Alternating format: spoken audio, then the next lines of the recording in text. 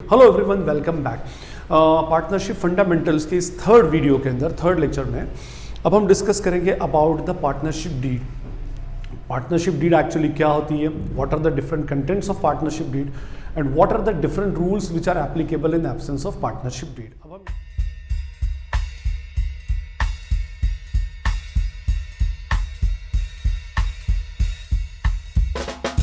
हमने पार्टनरशिप की फीचर्स में प्रीवियस वीडियो में डिस्कस किया था that there should be an agreement between the partners. Partners के बीच में अल्टीमेटली क्या होना चाहिए, एक एग्रीमेंट होना चाहिए। एग्रीमेंट के अंदर क्या होता है, ऑफर और एक्सेप्टेंस होता है as per Indian contract act 1872।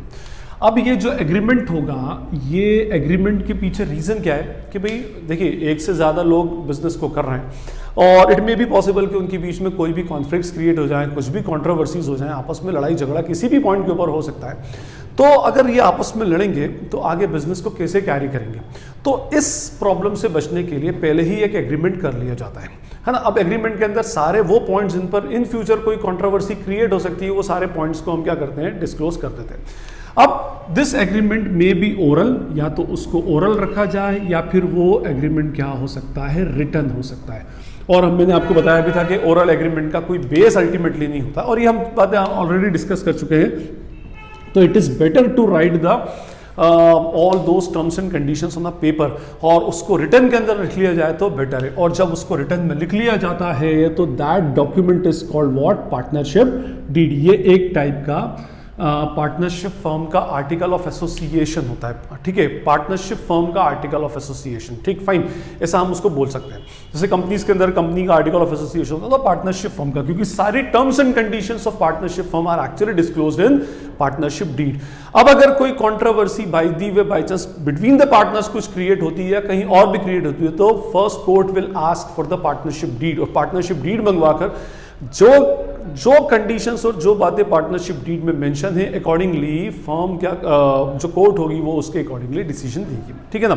तो सबसे पहले कि partnership deed is a written document, it is an article of association of the partnership firm, और इसके अंदर सारी वो बातें, वो टर्म्स एंड कंडीशंस लिखी होती हैं, वो सारे कोड ऑफ कंडक्ट्स लिखे होते हैं जिसके ऊपर पार्टनरशिप जो है हमारी वो अल्टीमेटली आगे वर्क करती है। तो अब हम देखेंगे कि भाई पार्टनरशिप डीड के फीचर्स क्या क्या होते हैं, ये हम समझे इसमें।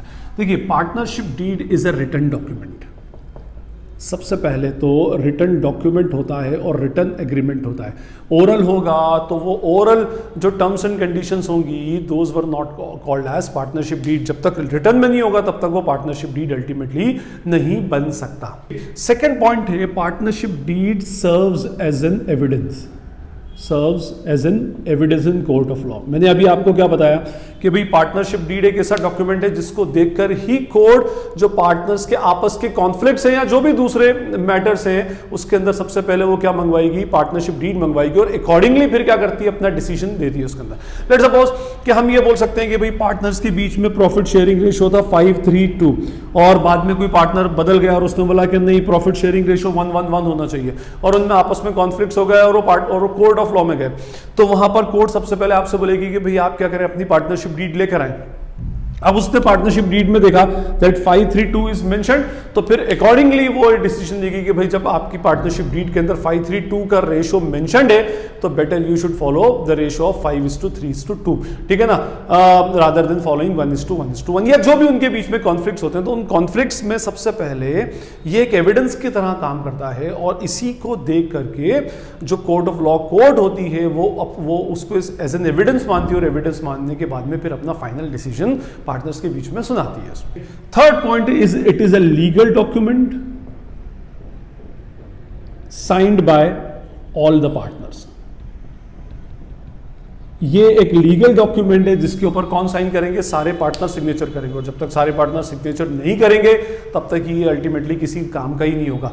तो लीगल डॉक्यूमेंट, हम तो बात ही स्टार्टिंग से कर रहे हैं कि भाई ये क्या होता है, सारी लीगल कॉन्फ्लिक्ट्स को क्लियर करने के लिए पार्टनरशिप डीड का क्रिएशन किया जा रहा है, that's why it is a legal document.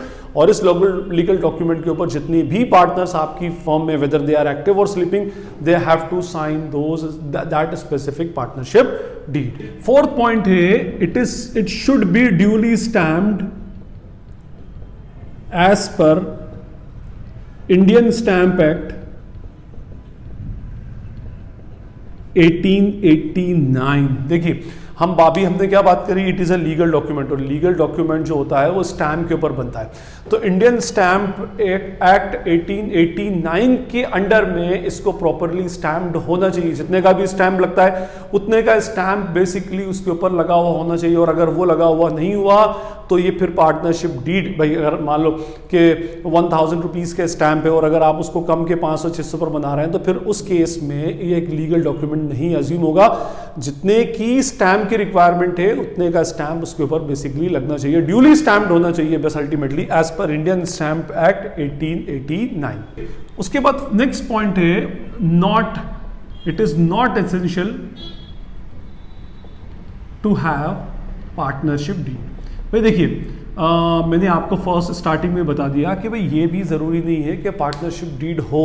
देखिए अगर रिटर्न में नहीं है और ओरल एग्रीमेंट है तो बाय डिफॉल्ट ये मान लिया जाएगा कि पार्टनरशिप डीड है ही नहीं, उनके बीच में कोई भी rules and terms and conditions fix ही नहीं हुए। कोर्ट ऑफ लॉ ये मानेगी कि भाई आपके बीच में कोई भी terms and conditions actually fix नहीं हुई है जब तक आपकी पार्टनरशिप डीड रिटर्न में नहीं है। रिटर्न में नहीं है तो हम ये मानेंगे कि भाई कोर्ट ये मानेगी कि इन पार्टनर्स के बीच में कोई रिटर्न एग्रीमेंट एक्चुअली है ही नहीं।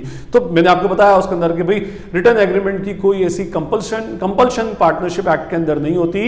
एग्रीमेंट में भी ओरल और रिटर्न, लेकिन ये भी एक यूनिवर्सल ट्रुथ है कि भाई जब 2 या 2 से ज्यादा पर्सन मिलकर एसोसिएशन बनाकर कोई बिजनेस करेंगे तो नेचुरली उनके बीच में कुछ ना कुछ तो एग्रीमेंट होगा।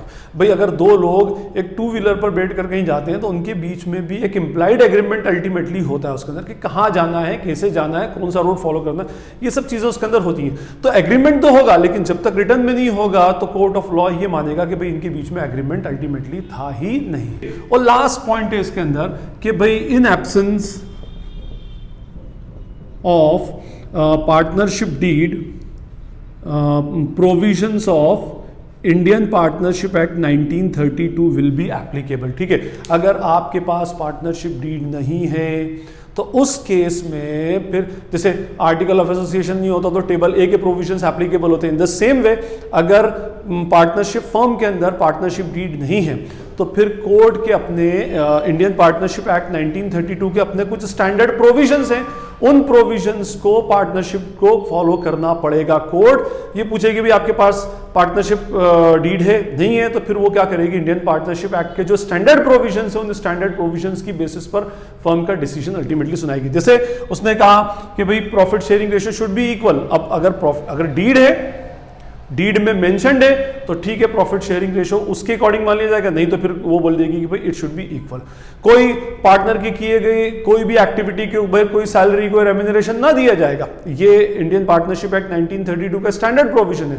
तो अगर आपकी डीड में मेंशन नहीं है तो फिर इस रूल को फॉलो किया जाएगा। तो अपने उनके कुछ स्टैंडर्ड प्रोविजंस हैं, उनके स्टैंडर्ड रूल्स हैं, वो फिर अगर आपकी डीड नहीं है या कोई डीड के अंदर कोई स्पेसिफिक पॉइंट मेंशन नहीं है तो इन दैट केस फिर rules provisions of Indian Partnership Act 1932 will be applicable. देखिए, और उसके बाद एक पॉइंट और मैं बता दूं आपको उसमें कि terms of partnership deed can be changed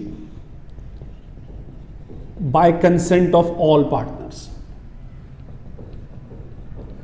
इसका मीनिंग ये होगा कि भाई ये जरूरी नहीं है कि एक बार पार्टनरशिप डीड बन गई तो फिर वो हमेशा के लिए परमानेंट होगी, ऐसा नहीं होता।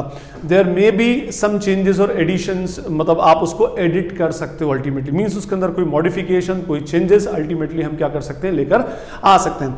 लेकिन ये जो चेंजेस आएंगे ये बेसिकली तब आएंगे जब सारे के सारे पार्टनर्स उस चेंज के ऊपर क्या हो, एक्चुअली एग्री हो, उनकी कंसेंट हो। जैसे आपने आप क्लास 12 के अंदर और उसके अंदर पढ़ रखा है कि भाई change in profit sharing ratio, जब चेंज इन पीएसआर होता है तो चेंज इन पीएसआर में क्या होगा, पुराना रेशो कैंसिल करके न्यू रेशो के अकॉर्डिंग वो लोग प्रॉफिट डिस्ट्रीब्यूट करेंगे, तो पुराना रेशो तो कैंसिल करना पड़ेगा ना। तो मींस एक प्रोविजन आपको चेंज करना है, मींस आपकी देखा जाए तो पार्टनरशिप डीड में क्या हो रहा है, अमेंडमेंट हो रहा है, चेंजेस हो रहे हैं।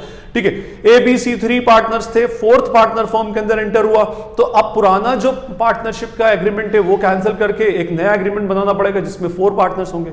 4 पार्टनर्स थे, एक पार्टनर रिटायर हो गया तो 4 का कैंसिल करके 3 का करना पड़ेगा, एक की डेथ हो गई, है ना। तो अल्टीमेटली कहने का मीनिंग ये होता है कि ऐसा नहीं है कि पार्टनरशिप डीड में जो प्रोविजन एक बार मेंशन हो गया it can not be change. आप उसको अल्टीमेटली चेंज कर सकते हो, but that change should be carried by the consent of all the partners.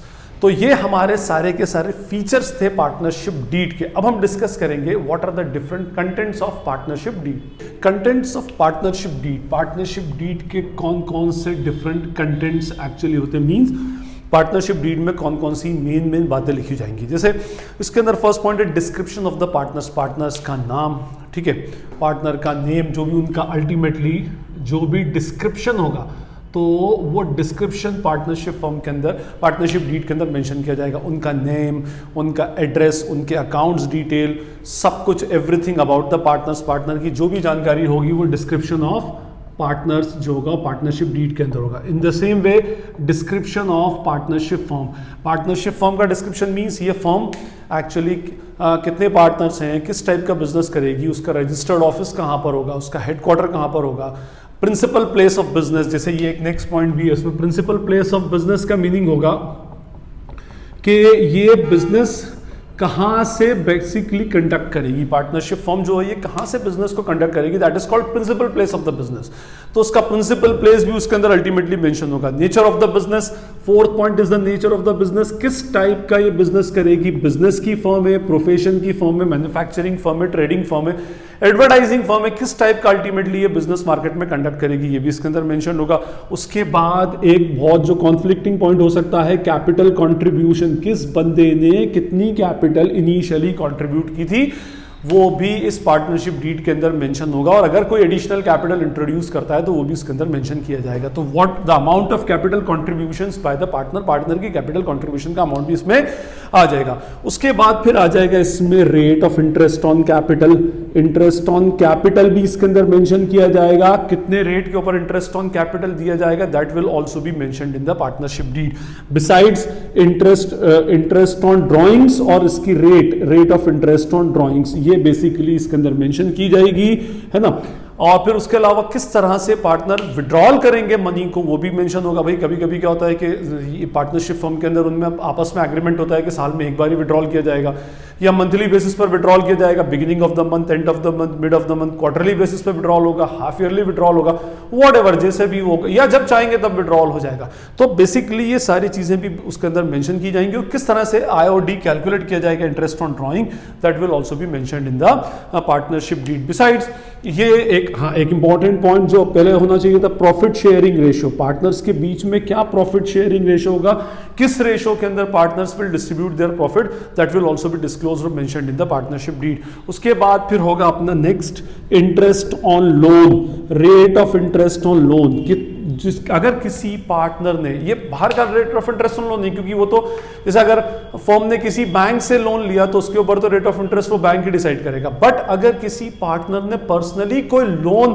Firm को दिया है तो उस लोन पर रेट ऑफ इंटरेस्ट क्या होगी, किस अकॉर्डिंग इंटरेस्ट मिलेगा, that will also be mentioned in the partnership deed. अच्छा, बिसाइड्स इसके अपना नेक्स्ट पॉइंट है इसमें सैलरी और we can say remuneration of the partners. Remuneration is better term. Remuneration का मीनिंग होगा कि अगर कोई पार्टनर अपनी सर्विसेज फर्म को देता है तो उन सर्विसेज के अगेंस्ट उस पार्टनर को फर्म से इन रेम्यूनरेशन क्या अमाउंट रिसीव होगा, उसको कंसिडरेशन में क्या मिलेगा, और क्या पर मंथ है, परसेंटेज बेसिस पर है, कमीशन है तो कितना परसेंट होगा, सैलरी है तो क्या पर मंथ होगी, क्वार्टरली होगी, ईयरली होगी, that will also be mentioned in the partnership deed. Besides उसके अलावा वैल्यूएशन ऑफ एसेट्स, अगर कोई एसेट का वैल्यूएशन किया जाएगा तो वो किस तरह से होगा, valuation of asset will also be mentioned in this. उसके अलावा सेटलमेंट ऑफ अकाउंट्स, ठीक है ना, सेटलमेंट ऑफ अकाउंट्स के अंदर किस तरह से आपके बिजनेस के अकाउंट सेटल होंगे, किस फॉर्म में आप बिजनेस के अकाउंट्स को मेंटेन करोगे, that will also be mentioned in the. Besides accounting period, accounting period का मीनिंग होगा कि भाई हमने अकाउंटिंग पीरियड प्रिंसिपल एक होता है अकाउंटेंसी में, उसका एक डेडिकेटेड वीडियो भी आप चाहें तो उसको देख सकते हैं कि भाई अकाउंटिंग पीरियड एक्चुअली क्या होगा। it will be from 1st January to 31st March, or from 1st January to 31st December, sorry, or from 1st April to 31st March, या जो भी आप उस पीरियड को फॉलो करते हो, तो that period should also be mentioned in partnership deed accounting period का उसके अंदर, ठीक है ना। उसके बाद नेक्स्ट होगा अपना rights and duties of the partners.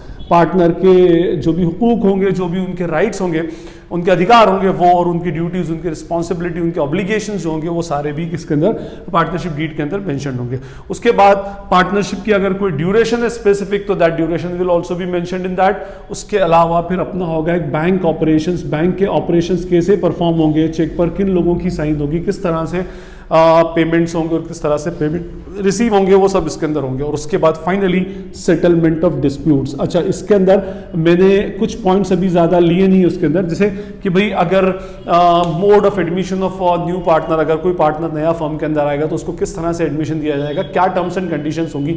कोई पार्टनर रिटायर होगा तो रिटायर के लिए उसको कब से नोटिस देना पड़ेगा, कब वो रिटायर हो सकता है, all these terms and conditions are also disclosed in partnership deed. Firm के अमलगमेशन की क्या प्रोसीजर होगी, अगर फर्म को अगर किसी इसके अंदर, अच्छा जैसे इसके अंदर होता है कि अगर एक और कंसेप्ट होता है, वो मैं आपको बता दूं कि अगर कोई पार्टनर इंसॉल्वेंट हो गया तो इंसॉल्वेंसी की कंडीशन में, या फर्म इंसॉल्वेंट हो गई तो इंसॉल्वेंसी की कंडीशन के अंदर क्या रूल्स फॉलो किए जाएंगे। इंडियन पार्टनरशिप एक्ट 1932 के रूल फॉलो करेंगे, या गार्नर वर्सेस मरे का रूल फॉलो किया जाएगा, जो भी इंसॉल्वेंट पार्टनर है उसकी डेफिशिएंसी को बेयर करने के लिए। तो ये सारे पॉइंट्स अल्टीमेटली सिर्फ आप ये समझ के चलें कि भाई वो सारे कॉन्फ्लिक्टिंग पॉइंट्स, वो सारे पॉइंट्स जिसके ऊपर कोई कॉन्फ्लिक्ट क्रिएट हो सकता है, all those points are actually mentioned in what, partnership deed. तो अब आई होप पार्टनरशिप डीड के कंटेंट्स और पार्टनरशिप डीड के फीचर्स आपको क्लियर हो गए होंगे। In case if you feel any query, any doubt, you can ask in the comment section. This is Najeeb Hashmi and all of you are watching Najeeb Hashmi's lectures. Thank you.